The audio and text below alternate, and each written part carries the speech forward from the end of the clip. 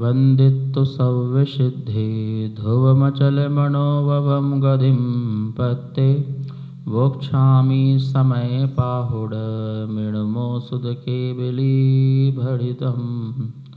नमो अरिहन्ताणं नमो सिद्धाणं नमो आयर्याणं नमो वज्रायाणं नमो लोय सौवशाहुडम्। समय सार परम मांगलिक ग्रंथ है। आचार्य कुंदकुंद देव द्वारा यह ईसा पूर्व प्रथम शताब्दी में लिखा गया है। इसमें 415 कुल गाथाएं हैं। सर्व विशुद्ध अधिकार 10वां चल रहा है। हम इसमें देख रहे थे कि जो द्रव्य है वो गुणों से उत्पन्न होता है। जो द्रव्य जिन गुणों से उत्पन्न होता है वो उन गुणों से अनन्य होता है, वो कभी भी उससे अलग नहीं हो सकता है। जो द्रव्य जिन गुणों से उत्पन्न होता है, ठीक है ना, वो अपने को बनाए रखता है उस रूप किन से, गुणों से। तो वो गुण कभी भी उससे अलग नहीं हो सकते हैं। यदि वो गुण उससे अलग हो जाते हैं तो द्रव्य अपने आप में द्रव्य ही नहीं रह जाता है। ऐसे ही जीव के जो परिणाम हैं और अजीव के जो परिणाम हैं, वो जीव के परिणाम जीव से और अजीव के परिणाम अजीव से अनन्य हैं, वो कभी अलग नहीं हो पाते हैं। आज हम गाथा नंबर जो है 310 नंबर की जो है गाथा को पढ़ेंगे और इसमें देखते हैं आचार्य भगवान आज हमें क्या समझाते हैं। ना कुदोची वी उपन्नो जमहा कज्जम ना तेणसो आधा उपादेदि ना किंचिवी कारणमवि तेन नासो होदी। ना कुदोचीवी उपन्नो जमहा कज्जम न तेन सो आदा उपादेदि न किंचिवी कारणमवितेन न साहोदी। ना करे पैदा किसी को बस इसलिए कारण नहीं, किसी से ना हो आता यह आत्मा कारज नहीं। अन्वयार देखते हैं। ना कुदोची भी उपन्नो, किसी से उत्पन्न नहीं हुआ, जमहा इस कारण, कज्जम न तेणसो आदा यह आत्मा किसी का कारण नहीं है। उपेदि ना किंचिवी किसी को उत्पन्न नहीं करता, कारणमपि तेन नासो होदी इस कारण किसी का कारण भी नहीं है। यह जो आत्मा है वो किसी से उत्पन्न नहीं हुआ और ना ही किसी को उत्पन्न करता है और ना किसी को उत्पन्न नहीं करता है। जैसे कि अन्नमत में ऐसा है ना कि हमें परमात्मा ने पैदा किया, हमें परमात्मा ने आत्मा हमें बनाया, हमारी आत्माएं बनाई, अपने आत्मा से अपने परमात्मा से आत्माएं निकाली संसार में। तो बोले हम क्या हैं, हम परमात्मा के अंश हैं। क्या हैं? अंश हैं। तो अंश तो क्या हो गया, एक छोटा सा पार्ट हो गया, ठीक है ना। परमात्मा एक ब्रह्मांड है, बड़ा हो गया और उसके हम क्या हैं, छोटे छोटे से पार्ट हैं। तो फिर हम उसके यदि पार्ट हैं तो फिर हमें उत्पन्न करने वाला कौन हो गया, एक परम ब्रह्म हो गया, परमात्मा हो गया जिसने हमें उत्पन्न किया है। तो ये बोल रहे किसी से उत्पन्न नहीं हुआ, यह आत्मा किसी का कारण नहीं है। यदि मैं किसी से उत्पन्न हुआ हूँ तो किसी का कार्य हो गया, क्या हो गया, मैं किसी का कार्य हो गया। और यदि मैं किसी को उत्पन्न करता हूँ तो मैं उसका कारण हो गया। तो परमात्मा कारण और मैं उसका कार्य हो गया, ठीक है ना, समझाया ना। मैं कर्म हो गया ना, कारण वो हो गया और कर्म में हो गया, तो कर्ता वो हो गया। कारण हो गया। परमात्मा ने मुझे पैदा किया, परमात्मा ने सारी सृष्टि बनाई, तो परमात्मा कारण हो गया और सृष्टि कार्य हो गया। तो बोले कि हम ऐसा नहीं मानते हैं कि हमें कोई बनाए, हमारा कोई कारण हो और हम किसी का कार्य हो। जैसे कि उदाहरण में समझा जाए, व्यवहार में कुम्हार ने घड़ा बनाया तो कुम्हार कारण हुआ और कुंभ जो हुआ वो उसका कार्य हुआ, वो उसका कर्म हुआ, ठीक है ना। तो घड़ा और कुम्हार दोनों अलग हो गए, घड़ा अलग है और कुम्हार अलग है।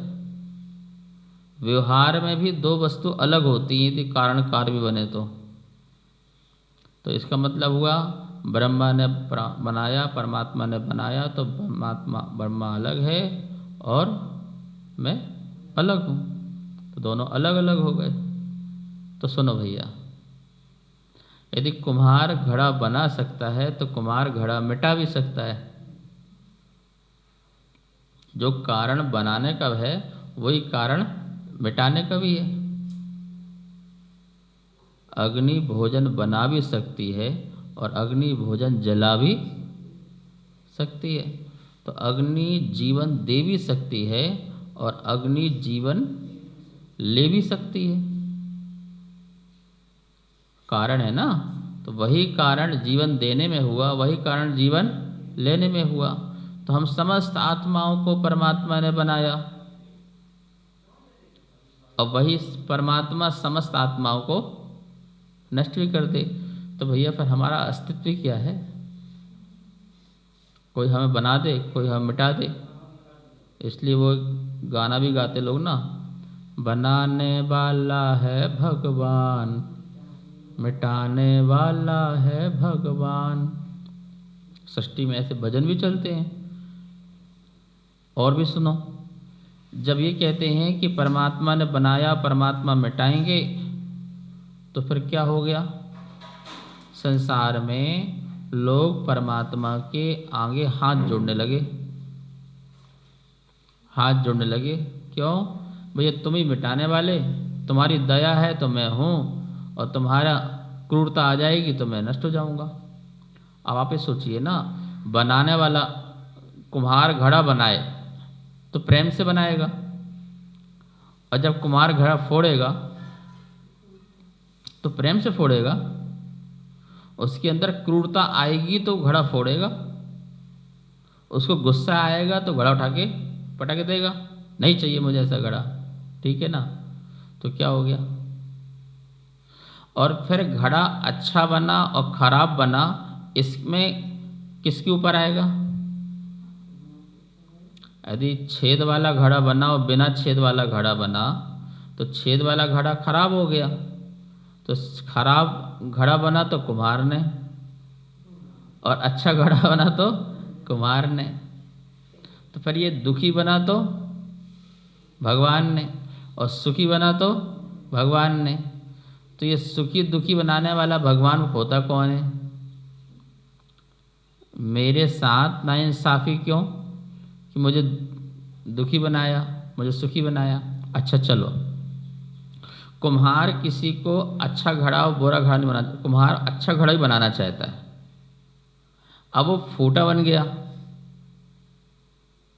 तो इसमें कमी किसकी है? घड़े की है या कुम्हार की है? यदि घड़ा फूटा बन गया तो घड़े की कमी है कि बनाने वाले की कमी? आपने भोजन बनाया और स्वादिष्ट भोजन नहीं बना तो किसकी कमी है? बनाने वाले की कमी है ना, ठीक है ना, क्योंकि मटेरियल भी तुम्हारा है और बना भी तुम रहे हो। तो यदि ये दुखी बनाया इस आत्मा को तो तुम्हारी गलती है, और तुमने सुखी बनाया तो इस पर विशेष कृपा क्यों, और इस पर विशेष क्रूरता क्यों? एक पर करुणा और एक पर क्रूरता।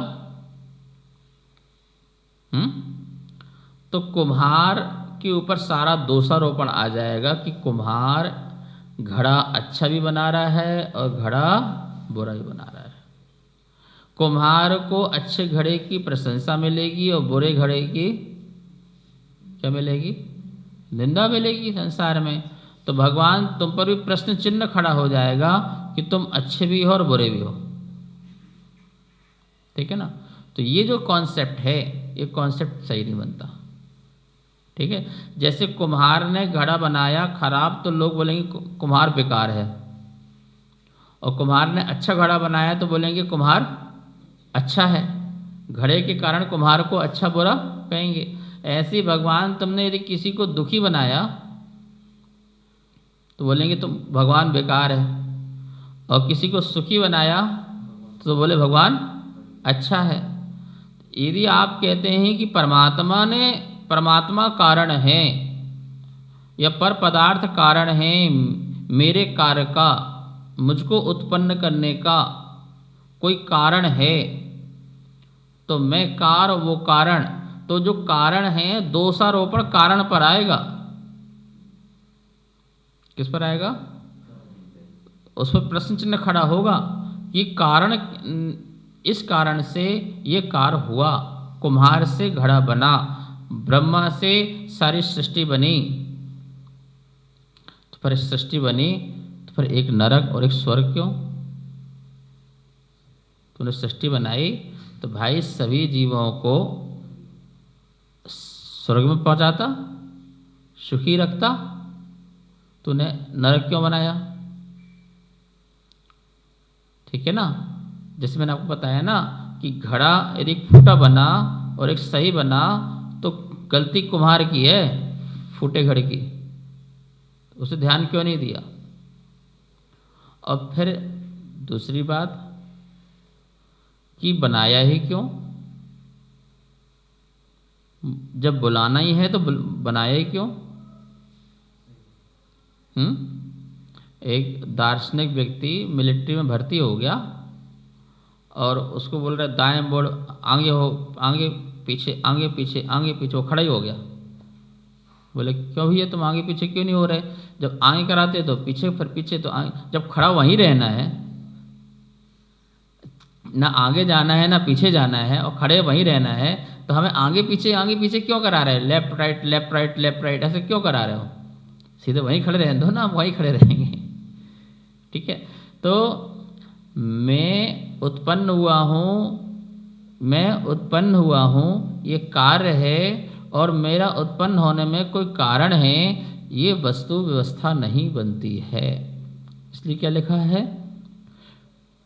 किसी से उत्पन्न नहीं हुआ, यह आत्मा किसी का कारण नहीं है।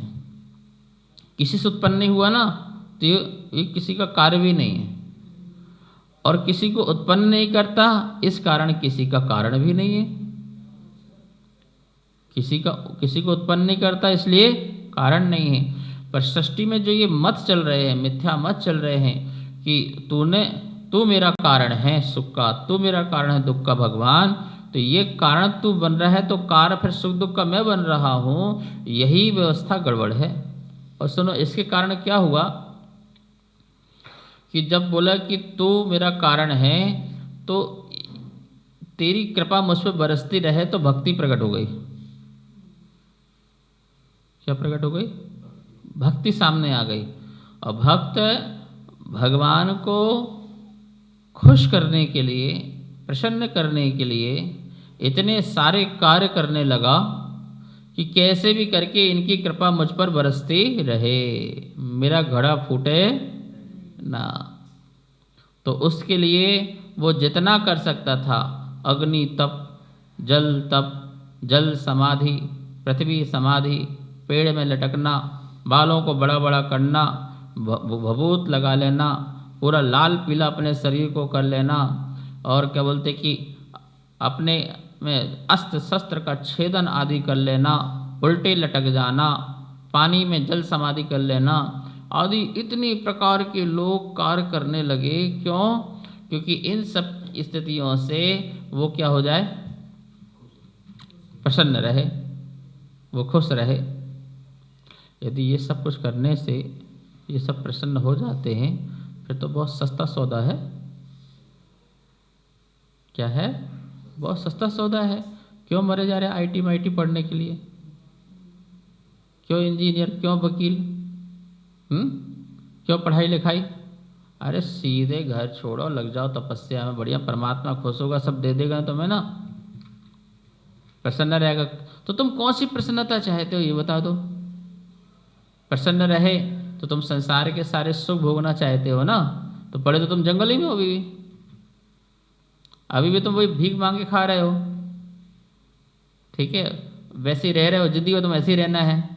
तो कब तक तुम्हें प्रसन्न होना ये बता दो, कितने वर्षों तक प्रसन्न होना, कितने भवों में प्रसन्न करना है ये बता दो। कि ये 5, 10, 15, 20, 25 भाव में परमात्मा प्रसन्न हो जाएगा, मैं परमानेंट के लिए क्या बोलते कि खुश हो जाऊंगा। ये कोई कॉन्सेप्ट तुम्हारे पास हो तो बता दो। तो बोले ये भी हमारे पास नहीं है, लगे हुए हैं। कृपा बरसती रहे, कृपा बरसती रहे। ये सारे लोगों को मिसगाइड कर रखा है। ये सारी बातें मिथ्या हैं और संसार के लोग उसी में लगे हुए हैं। कभी सुनो तो यहाँ से स्वर्ग लोक का रास्ता गया है, यहाँ पे ब्रह्मा आए थे, यहाँ पे ये भगवान आए थे, यहाँ पे इनने खाना खाया था, इनने यहाँ पे सोए थे, यहाँ पे ये उठे थे। तो हम करें क्या? सोए उठे खाए तो पिए तो। यहाँ पर इनने स्नान किया था, तो भैया स्नान भी ना करें क्या? यहाँ सोए भी ना क्या? ठीक है ना। रावण यहाँ पर आके रात को रुका था, रावण पर वहाँ पर रात को सोया था, फिर वहाँ पर जाकर के जंगल में युद्ध किया था। तो क्या करें इससे? उसका कर्म था, उसने किया। हर व्यक्ति अपना कर्म आया, कर्म किया, जैसे पाप पुण्य किया उसके फल उसने फल भोगे सभी ने। तुम्हारा क्या इसमें लेना देना ये बताओ। तो तुम्हारा कोई उद्देश्य वहाँ पर छिपा नहीं है। हम लोग भी संवेद शिखर जाते हैं जहाँ परमात्मा जहाँ से मोक्ष गए हैं, तो हमारा उद्देश्य क्या उद्देश्य रहता है? वहाँ पर जाकर के हम भी वहाँ पर ध्यान लगाएं। एक बार हम भी जाएं, वहाँ चरण वंदना करें जहाँ से आपने उत्तम साधना की थी, और हम आपको पाने के लिए यहाँ पर नहीं आए हैं। जैनों का उद्देश्य तीर्थों में जाकर के परमात्मा को पाने का नहीं होता है। जहाँ से एक आत्मा परमात्मा बनी है, तो वो वहाँ की एनर्जी कितनी अच्छी होगी, तो मैं भी जाकर के वहाँ पर भी ध्यान लगाऊं जिससे मैं भी परमात्मा बनूं, मेरी आत्मा भी परमात्मा बन जाए, शुद्ध आत्मा बन जाए, सिद्ध आत्मा बन जाए। इस उद्देश्य के लिए न हमें सिद्ध चाहिए न हमें अनंत चाहिए, पर जहाँ से अनंत सिद्ध बने हैं उस स्थान में हम फीलिंग करना चाहते हैं कि कैसे आत्मा यहाँ से शुद्ध बनी होगी, क्या वातावरण यहाँ का हुआ होगा। बस इतनी सी बात है। अब तुम उठे बैठे खाए पिए, इससे हमें क्या लेना देना? ठीक है। तो ये जो चीज़ें हैं कि भगवान कुछ करता है, तो ये करता होने से दिक्कत इस बात की होगी कि फिर इसको सुखी क्यों बनाया और इसको दुखी क्यों बनाया। जब अनंत आत्मा बना रहा था, प्रोडक्शन चल रहा था, बोले कि परमात्मा बोर हो गया, अकेला क्या हो गया? एक ही ब्रह्म था, एक ही आत्मा था परमात्मा, और वो क्या हो गया? बोर हो गया। ऐसा लिखा है। क्या हो गया? वो बोर हो गया। किंवदंती में अकेला बोर हो गया। तो वो क्या बोलते कि पहली बात तो बोर कैसे हो गया? जो अनंत सुखी है और हर पल अनंत सुखी रहने वाला बोर कैसे हो सकता है? निर्विकल्प आत्मा विकल्प आत्मा कैसे बन सकती है? पहली बात तो ये सोची जाए। जो घी शुद्ध हो गया है वो पुनः मलाई रूप से या दूध रूप से या घास रूप से कैसे हो रहा है, पहले ये बताया जाए। वो क्यों अशुद्ध की ओर भाग रहा है? तो बोले बोर हो गया। तो बोले बोर हो गया, बोले फिर क्या करें? बोले कुछ करा जाए। बोले क्या? अपने से आत्माएं निकाली जाए। आत्मा से आत्मा निकाली जाए, अपने से पुद्गल निकाले जाएं, अपने से सृष्टि ब्रह्मांड आकाश काल ये सब निकाला जाए। और बोले सब निकाला उन्होंने। तो भाई जब निकालते सब अच्छी अच्छी चीज़ निकालते ना फिर। तुमने एक फिर नरक निकाला, एक स्वर्ग निकाला, फिर ये निकाला, फिर वो निकाला, ये सब क्या है? ठीक है। और फिर निकाली आत्माएं, तो एक को दुखी निकाली, एक को सुखी निकाली। यदि तेरे से दुखी निकल रही है, इसका मतलब तू भी दुखी था। क्या था? देखो, यदि शक्कर मीठी है तो उससे मिठास ही निकलेगी, उससे नमक नहीं निकलेगा, खारापन नहीं निकलेगा। और नमक से खारापन ही निकलेगा, उससे मिठास, क्योंकि कारण मीठा है, कारण शर्करा है, वो मीठी है, तो उससे कार भी कैसा होगा? बोलो। जैसा कारण वैसा कार होगा ना। कारण कुछ और कार्य कुछ हो, ऐसा तो नहीं होगा। अग्नि उष्ण है तो उससे उष्णता ही तो निकलेगी, उससे शीतलता कैसे निकल सकती है? बोलो, नहीं निकल सकती ना। ऐसे ही मेरे अंदर परमात्मापन है तो मैं परमात्मा ही निकलूंगा। तो तू परमात्मा और तेरे से आत्मा निकली, और तूने कैसी आत्मा निकली? दुखी आत्माएं निकली, सुखी आत्माएं निकली। तो तेरे अंदर दुख था तो दुख निकला, फिर तेरे अंदर सुख था तो सुख निकला। और फिर निकलना क्यों? जो अग्नि होती है, अग्नि से उसकी उष्णता अलग नहीं की जा सकती। तो एक आत्मा से अन्य आत्माएं अलग नहीं की जा सकती हैं। ठीक है, तुमने कैसे कर दी? नहीं नहीं, हमने तो कर दी, हमने तो आकाश ही बनाया। ठीक है, हम मान रहे हैं आपने आकाश बनाया। तो ये बताओ, जब आकाश नहीं था तो तुम कहाँ थे? जब आकाश द्रव्य नहीं था तो तुम कहाँ बैठे थे? तुम कहाँ बैठ के बना रहे थे? तो जहाँ बैठ के बना रहे थे वो आकाश ही तो होगा। अच्छा, और तुमने जो चीज़ बनाई, जैसे जल बनाया, तो जल बनाया तो तुमने जल तत्व के कहाँ से परमाणु लेके आए? अस्तित्व में होगा तभी तो बनाओगे ना। तो कहाँ से लेके आए? जहाँ से लेके आए तो वहाँ जल तत्व था। तो पृथ्वी के परमाणु कहाँ से लेके आए? तुम चेतन, परमाणु अचेतन, तो तुम्हारे से अचेतन भी निकला क्या? मैं चेतना और परमाणु अचेतना, तो चेतना से अचेतना भी निकली क्या? तो तुम्हारी फैक्ट्री अच्छी है, बढ़िया, जहाँ से दो चीज़ निकल जाती है, चेतना भी और अचेतना भी। तो तुम चेतन हो कि अचेतन हो, पहले ये कन्फर्म करो। फिर तुम कह रहे अचेतन निकलती है, तो लगता है कि आधे तुम अचेतन हो और आधे तुम चेतन हो। एक तरफ से चेतन निकल रही, एक तरफ से अचेतन निकल रहा। परमाणु निकल रहे हैं, परमाणु से ये पृथ्वी बन रही है, जल बन रही है, अग्नि बन रही है, वनस्पति बन रही है, सब बन रही हैं। और तुम एक तरफ से चेतना, उसमें अंदर चेतना जा रही है। तो सारा का सारा कॉन्सेप्ट जो है तुम्हारा बिल्कुल मिसगाइड है, गलत है, मिथ्या है, मिथ है। ये बिल्कुल भी सही नहीं है। तो मेरा कोई कारण होगा और मैं किसी का कार्य होगा, ऐसा नहीं हो सकता। सुनो, मैं भी किसी का कारण हूँ और कोई मेरा कार्य हो, ऐसा भी नहीं हो सकता। ये तो मैंने आपको बहुत ऊंची बात बताई। अब अपने लाइफ टाइम में आ जाओ, लाइफ जीवन में आ जाओ। यहाँ भी तुम किसी के कारण बनते रहते हो और किसी को अपना कार्य मानते रहते हो। करते नहीं करते? कि देखो, मैंने ऐसा किया, मैंने ऐसे किया, मैंने ऐसा कर दिया, मैंने कर दिया काम। तुम पर के भी कारण बनते हो और पर के कार्य का कारण अपने को मानते हो, जबकि हर द्रव्य अपना अपना परिणमन करता है, पर तुम हर द्रव्य के परिणमन में अपना कारण मानते हो कि मैं तेरे परिणमन में कारण हूं, तब तू अपने कार्य रूप में परिणत हुआ है, वरना नहीं तो होता ही नहीं। जबकि भगवान महावीर स्वामी कहते हैं हर द्रव्य में कारण और हर द्रव्य में अपना कार्य छिपा हुआ है। कारण और कार्य दोनों कभी अलग हो ही नहीं सकते हैं।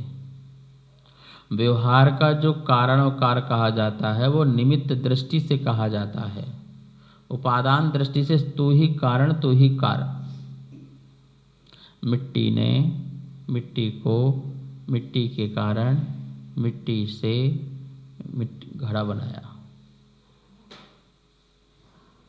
मिट्टी ने मिट्टी को मिट्टी के द्वारा मिट्टी के लिए मिट्टी से मिट्टी में घड़ा बनाया। सारा काम किसने किया? मिट्टी ने किया। अब ये निश्चय हो गया। व्यवहार कुम्हार ने मिट्टी को मिट्टी के द्वारा घड़े के लिए मिट्टी से घड़ा बनाया। इसमें क्या हो गया? कारण कुछ है और कार्य दो दो बातें हो गई, अलग अलग हो गई ना, अलग अलग हो गई। ये व्यवहार है कि घड़ा बनने में कुम्हार निमित्त था, लेकिन कुम्हार कभी घड़ा नहीं बना सकता। तो दोनों क्या कर रहे थे? दोनों अपना अपना कार्य कर रहे थे। कुम्हार अपना ज्ञान का कार्य कर रहा था, वो अपना परिणमन कर रहा था, और घड़ा मिट्टी जो है घड़े रूप परिणत हो रही थी, वो अपना कार्य कर रही थी। दोनों का कार्य अपने अपने चल रहे थे। अब कुम्हार अहंकार करे मैंने घड़ा बनाया, और घड़ा ये सोचे कि देख कुम्हार ने मेरे को घड़ा बनाया, तो दोनों ही भ्रम में हैं। दोनों ही क्या है? दोनों ही भ्रम में हैं, और इस भ्रम का नाम मिथ्यात्व है।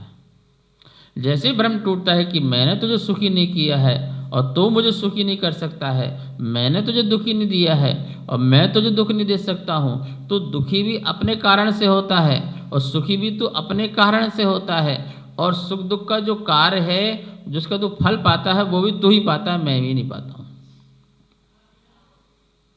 ठीक है, ये बात समझने के लिए कहा है, तभी सर्व विशुद्ध बनोगे। ये अधिकार सर्व विशुद्ध अधिकार है, आत्मा को पूर्ण विशुद्ध रूप बनाने का है, और विशुद्ध रूप तब बनेगा जब तुम्हारी सच्ची स्वतंत्रता प्रकट होगी, सच्ची आज़ादी प्रकट होगी। ये इस बात से सच्ची आज़ादी प्रकट होती है किससे? कि किसी से उत्पन्न नहीं हुआ